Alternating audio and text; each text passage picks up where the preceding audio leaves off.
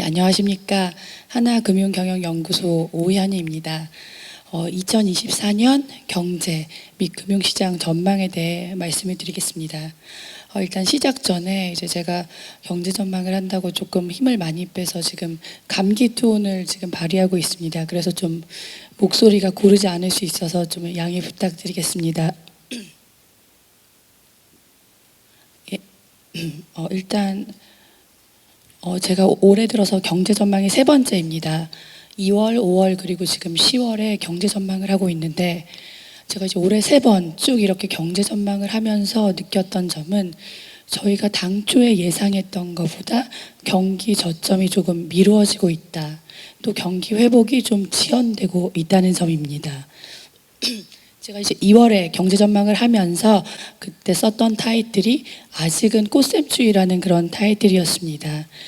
그런데 지금 이제 10월 중순이 다 돼가는 지금 시점에서도 여전히 그런 유효한 그런 단어인 것 같습니다. 그래서 일단은 내년 경제는 어떻게 될 것인가? 일단 결론부터 좀 말씀을 드리자면 이제 내년에는 이제 내년으로 가면서 조금씩 따스한 온기는 회복할 수 있지 않을까 이렇게 예상을 하고 있습니다. 그래서 저희는 내년도 우리나라 경제가 2.1% 성장해서 잠재 성장률 수준의 성장세를 나타낼 것으로 예상을 하고 있습니다. 다만 이 성장률 자체가 올해 그 낮은 성장에 따른 기저효과가 상당 부분 반영돼 있다는 점을 고려할 때 성장 모멘텀 자체는 좀 크지 않을 수 있다 이렇게 보고 있습니다. 일단 서머리입니다. 혹시 기억하실지 모르겠지만 지난해 이제 10월에 저희가 이 자리에서 올해를 전망하면서 내놨던 키워드가 긴축의 시대, 상실의 시대, 갈등의 시대였습니다. 전쟁과 같은 지정학적 갈등, 그리고 급격한 통화 정책, 그리고 자산가치 훼손과 같은 조금은 이제 암울한 그런 이야기였는데요. 이제 내년에도 이러한 상황이 크게 나아진다고 볼 수는 없지만 그래도 올해보다는 내년에 조금 더 이제 그 희망적인 메시지를 드리려고 합니다. 그래서 내년 저희가 이제 쓰고 있는 키워드는 새로운 균형점을 찾아서입니다. 2020년 코로나 발발 이후 팬데믹과 러시아 우크라이나 전쟁을 겪으면서 지난 4년 동안 이제 우리 모두는 그 전례 없는 그동안 경험하지 못했던 그런 사회나 경제 현상들을 겪었던 것 같습니다. 공급망 교란이라던가 원자재 가격 급등으로 물가가 상승하고 그에 따른 통화 긴축으로 고금리, 고환율이 나타나면서 3고라고 불리는 좀 어려운 상황이 겪었는데요. 이제 내년으로 가면서 이러한 상황이 이제 조금은 정상화되는 그런 단계에 진입하지 않을까 이렇게 예상을 하고 있습니다. 일단 인플레이션 압력이 좀 축소되면서 주요국들이 통화 긴축을 종료하면서 일단은 고금리, 고환율이 3고가 이제 내년으로 가면서 조금은 진정이 되지 않을까 이렇게 예상을 하고 있습니다. 다만 이제 3고가 조금 진정이 되더라도 팬데믹 이전보다 금리, 환율, 물가의 수준 자체는 좀 높을 수 있다는 점에 유의하실 필요가 있을 것 같습니다. 일단 좀 중장기적으로 글로벌 공급망 재편이라던가 기후변화, 인구구조 변화 등으로 인해서 이제 구조 변화발 물가 압력이 지속되면서 고물가, 고금리가 좀 지속될 가능성이 있겠고 환율 같은 경우에도 수출, 모멘텀 약화라던가 해외 투자 증가 등으로 인해서 원달러 환율의 새로운 레벨이 형성될 가능성에도 좀 주목할 필요가 있을 것 같습니다. 성장 부문에서도 마찬가지인데요. 수출 경쟁력 약화라던가 저출산, 고령화 등으로 인해서 저성장, 장기화 우려가 높아지면서 실물과 금융 부분 모두에서 새로운 균형점을 찾아야 될 시점이 아닌가 이렇게 생각하고 있습니다. 내년도 전망표입니다. 저희는 이제 내년도 국내 경제가 글로벌 교역과 IT, 경기 회복에 따른 수출과 투자 개선에 힘입어서 연간 2.1% 성장할 것으로 예상을 하고 있습니다. 제가 조금 전에도 말씀을 드렸듯이 올해 1.3%라는 그 낮은 성장의 기저가 반영되어 있기 때문에 여전히 미약한 성장세 정도다 이렇게 보고 있습니다. 지출 부분별로 좀 살펴보면은 민간 소비 같은 경우에는 완만한 회복세, 건설 투자 같은 경우에는 부진이 지속됨, 설비 투자와 수출 같은 경우에는 이제 올해 부진에서 회복되는 그런 경로를 나타낼 것으로 예상이 됩니다. 그리고 이제 마지막 세 줄이 이제 물가, 금리, 환율 나타내고 있는 표인데요. 이제 보시면은 상고 하저 흐름을 보이면서 이제 올해보다 내년에 좀 낮아지는 모습을 보이고 있습니다. 하지만 앞서 말씀드린 것과 같이 그 수준 자체는 여전히 팬데믹 이전보다 높은 수준이라는 것을 좀 확인하실 수 있겠습니다. 그래서 글로벌 경제 간단하게 말씀을 드리겠습니다. 일단 내년도 세계 경제 같은 경우에는 이제 물가가 하락하는 그런 디스인플레이션 추세나 주요국 금리 인상 기조 종료, 제조업 경기 개선 등에 힘입어서 그래도 좀 회복하는 모습을 보일 것으로 예상이 되지만 이제 오늘도 이제 어제 IMF에서 경제 전망이 나왔듯이 고금리 장기화 부작용이라던가 에너지 수급 불안, 중국 리스크 등으로 인해서 경기 하방 압력이 높아지면서 올해보다 내년 성장률이 소폭 하락할 것으로 이렇게 예상이 됩니다. 근데 이제 첫 번째 표가 어제 나온 IMF 경제 전망인데 IMF가 내년도 성장률을 올해보다 조금 낮춘 그 결정적인 이유라고 보실 수 있는 것이 이제 미국과 중국의 성장률 둔화 때문입니다. 그래서 뭐 아세안이나 뭐 이런 좀 아시아 국가들은 좀 괜찮은 성장세를 나타내겠지만 미국과 중국의 성장 둔화가 이제 내년도 성장을 좀 제약하는 요인이라고 보실 수가 있겠습니다. 그리고 이제 세 번째 그래프 같은 경우는 제가 이제 서머리에서 말씀드린 그런 내용의 좀 연장선이라고 할 수가 있겠는데요. 내년도에 보시면은 올해보다 뭐 교역은 좀 좋아지고 물가는 낮아지긴 하지만 이 빨간 선이 그 팬데믹 이전 장기 평균입니다. 그래서 성장률과 교역 같은 경우에는 개선이 될지라도 팬데믹 이전 장기 평균보다 낮은 수준, 물가는 그 장기 평균보다 높은 수준을 유지하고 있어서 앞서 말씀드린 그 새로운 균형점과 좀 맥락을 같이 하는 것 같습니다. 이제 미국 같은 경우 일단은 제가 올해 경제를 전망하면서 세 가지 정도 키워드를 생각하고 있는데요. 글로벌 금융시장 같은 경우에는 미 연준의 통화 정책, 그리고 글로벌 경제 같은 경우에는 중국 경제 리스크, 그리고 우리 경제는 이제 반도체 경기의 회복 여부인 것 같습니다. 일단 미국 경제 같은 경우에는 이제 여전히 소비와 고용이 견조한 모습을 보이면서 그 경제가 좀 양호한 흐름을 보이고 있습니다. 하지만 이제 내년에는 그 방어막 약화에 따른 성장 둔화 우려가 좀 제기되고 있다, 이렇게 그 워딩을 해놨는데요. 일단 그동안 미국 경제를 지탱해 왔던 방어막이라고 할 수 있는 부분들이 그 초과 저축과 정부 지출이라고 보시면 될 것 같습니다. 이제 첫 번째 그림이 미국의 초과 저축 소진을 나타내고 있는 그래프입니다.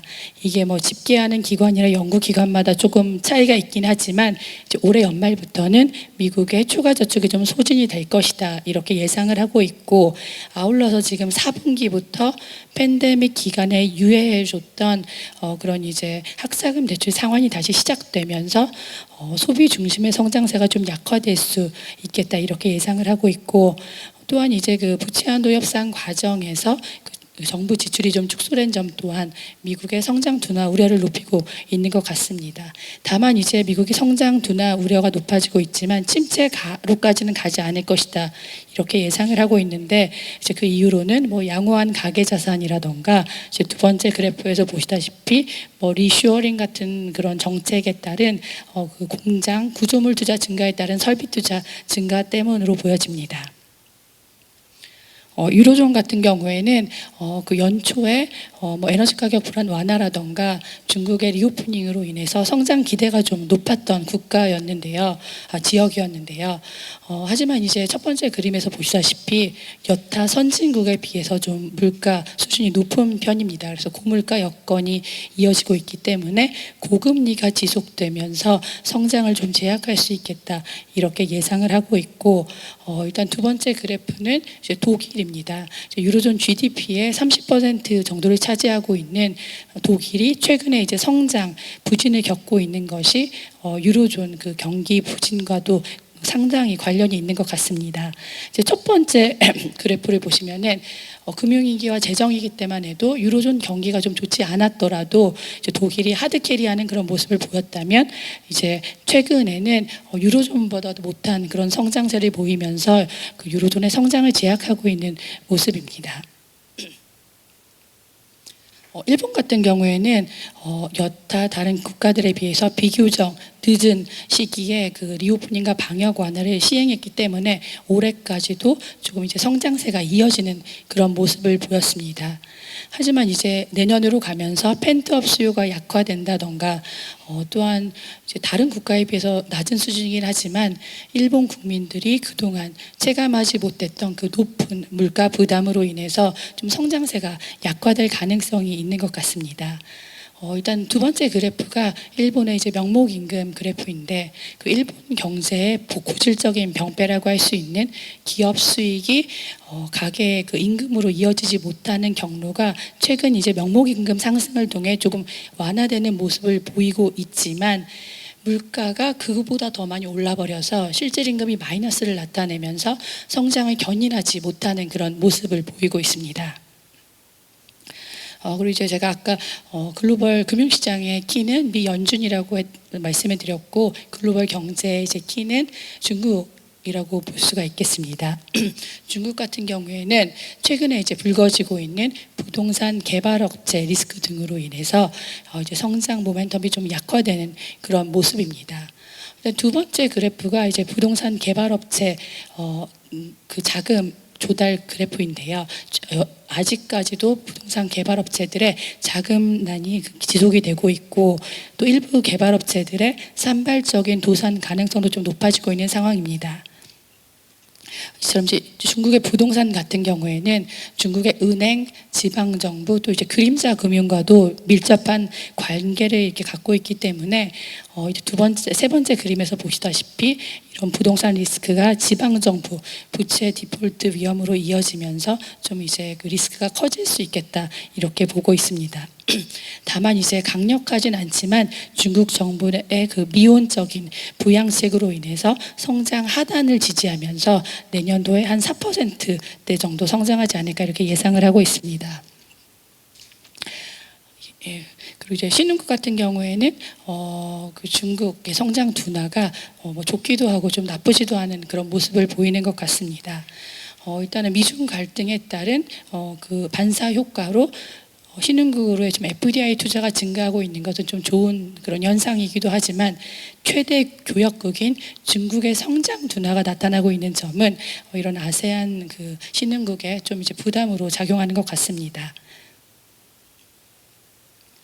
그래서 내년도에는 뭐 미국의 대선이라는 중요한 이벤트가 있지만 아시아에서도 좀 주목해야 할 그 이벤트가 있는데 뭐 여러 가지 있겠지만 처음에 있는 이제 내년 1월에 대만 대선을 좀 주목하셔야 될 것 같습니다.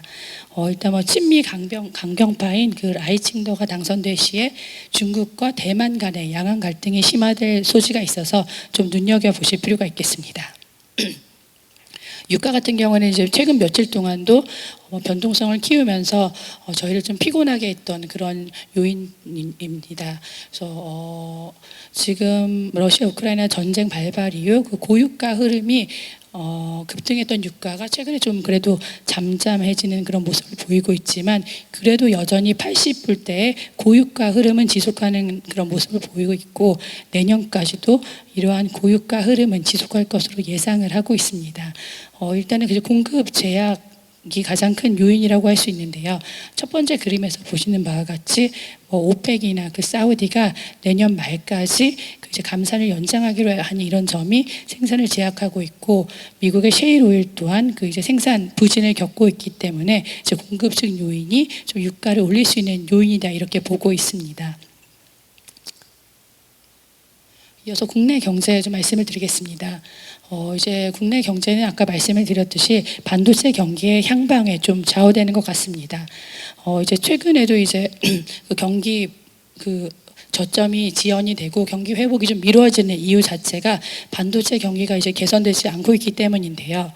두 번째 그래프에서 보시다시피 내년에는 그래도 이제 여러 기관들에서 그래도 IT 시장이나 반도체 시장을 조금 긍정적으로 보고 있는 점이 이제 우리나라의 성장에 좀 긍정적인 영향을 미칠 것으로 예상이 되고, 또한 이제 글로벌 성장률 자체는 조금 낮아질 것으로 예상이 되지만 내년에는 재화 부분을 중심으로 글로벌 교역이 개선되는 점은 이제 우리나라의 수출 등을 통해서 이제 긍정적 영향을 미칠 것으로 예상이 됩니다. 또한 이제 건설 투자가 부진한 것뿐만 아니라 세 번째 그림에서 보시다시피 그 이제 정부 부분의 기여도 또한 좀 낮아지고 있는 상황인데요.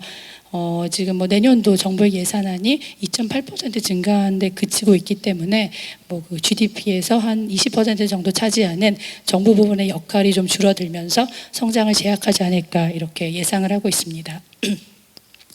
소비 같은 경우에는 뭐 뚜렷한 개선은 기대하기 어렵지만 그래도 완만한 개선세 정도는 이어갈 수 있을 것이다 이렇게 예상을 하고 있습니다. 첫 번째 그래프에서 보시다시피 이제 최근에 물가 상승세 둔화 등으로 인해서 소비 심리가 좀 개선되고 지금 100을 상회하는 그런 흐름을 지속하고 있고, 이제 내년에도 뭐 대내 경기 회복이나 금리 요건 완화 등으로 인해서 소비 심리가 개선될 걸로 예상이 됩니다. 또한 이제 물가가 안정되는 점 또한 실질 소득 개선을 통해 소비에 긍정적인 영향을 줄 것으로 예상을 하고 있습니다. 또 이제 부문별로는 지금 최근 출국자 수 증가에 따른 국외수비 증가가 민간 소비를 이끌 것으로 예상을 하고, 또한 이제 그동안 이제 그 방역 완화 이후 서비스 소비에 집중되었던 그 소비가 이제 재화 부분으로 옮겨가면서 재화 소비 또한 회복할 것으로 이렇게 예상을 하고 있습니다. 이제 건설 투자 같은 경우에는 정부의 SOC 예산 확대라던가 주택 공급 활성화 같은 그 정부 의지에도 불구하고 이제 내년에도 위축이 지속될 걸로 그렇게 예상이 됩니다. 이제 그 이자 비용 상승이라든가 원자재 가격 급등으로 인해서 이제 건설 공사비가 상당히 올라가 있는 상태이고, 내년에 뭐 상승세 자체가 둔화될 수는 있겠지만 이렇게 높은 수준으로 올라가 있는 공사비로 인해서 이제 그 건설 업체들의 그 부담이 가중되고 있는 모습입니다. 또한 이제 최근에 이제 건설 선행 지표라고 할 수 있는 건설 수주나 착공 같은 경우에 거의 뭐 전년 동기 대비로 50% 가까이 빠지고 있습니다. 뭐 PF 문제라던가 부동산 시장 위축 등이 좀 반영된 결과인데요. 이제 이러한 지표가 뭐 2분기에서 4분기 선행한다고 봤을 때 내년도 이제 건설 투자가 좀 부진할 것이다 이렇게 예상을 할 수 있겠습니다. 이제 그 건설 투자는 좀 부진한 모습을 보일 것으로 예상이 되지만 이제 설비 투자 같은 경우에는 그나마 좀 괜찮은 모습을 보이면서 투자 부진을 좀 완화해 줄 것이다 이렇게 예상을 하고 있습니다. 일단은 이제 상반기 중에 주요 반도체 업체들의 그 감산이 이루어지면서 이제 재고 부담이 조금 완화되는 그런 모습이 보이고 있고, 또한 이제 글로벌 IT 경기 개선 등이 이제 반도체 투자를 좀 자극하면서 설비 투자가 올해 마이너스에서 플러스로 개선되지 않을까 이렇게 예상을 하고 있습니다. 또한 여기 설비 투자 선행 지표들을 좀 보셔도 뭐 평균 가동률이라던가 설비 투자 조정 압력 같은 경우 지금 개선되는 흐름을 보이고 있어서 설비 투자의 개선을 좀 시사해 주는 것 같습니다. 이제 수출 같은 경우에는 이제 설비 투자와 마찬가지로 IT 부분이 좀 회복하면서 지난해 올해 마이너스에서 내년 플러스로 회복이 될 수 있을 것이다 이렇게 보고 있습니다. 일단은 이제 두 번째 그래프에서 보시다시피 내년도에는 이제 글로벌 교역량이 좀 개선이 됩니다. 그래서 글로벌 교역량이나 재화 수요가 개선되는 가운데 최근 이제 반도체 감산의 영향으로 단가 자체가 상승하는 효과 하나가 있고, 또 이제 IT 수요 회복으로 인해서 물량이 개선되는 그런 점이 단가와 물량을 모두 개선시켜서 수출이 회복되지 않을까 이렇게 예상을 하고 있습니다. 이제 마지막으로 물가 말씀드리겠습니다. 이제 그 지난해 저희가 전쟁을 겪으면서 지난해 우리나라 소비자 물가는 5.1%까지 연간으로 상승하면서 그 금융위기 이후로 가장 높은 성장세를 보였는데요. 이제 올해 같은 경우에는 이제 원자재 가격 불안이 조금 완화가 되면서 한 3.6% 정도 물가가 상승할 걸로 예상이 되고, 이제 내년 같은 경우에는 원달러 환율 안정화라던가 이제 서비스 물가의 상방 압력이 조금 완화가 되면서 2.6% 정도 이제 물가가 상승할 걸로 예상을 하고 있습니다. 다만 이제 뭐 최근에 뭐 그 이란 팔레스타인 문제와 마찬가지로 이제 원자재 수급 불안이 여전히 이어지고 있는 가운데 올해 미처 올리지 못했던 공공요금, 뭐 전기나 뭐 수도, 가스 요금 같은 게 이제 인상을 앞두고 있기 때문에 그런 요인들로 인해 불확실성은 여전히 남아 있다고 생각이 됩니다. 예, 그럼 이상으로 이제 그 국내와 글로벌 경제 전망을 마치고 이제 금융시장 전망 이어서 말씀을 드리도록 하겠습니다.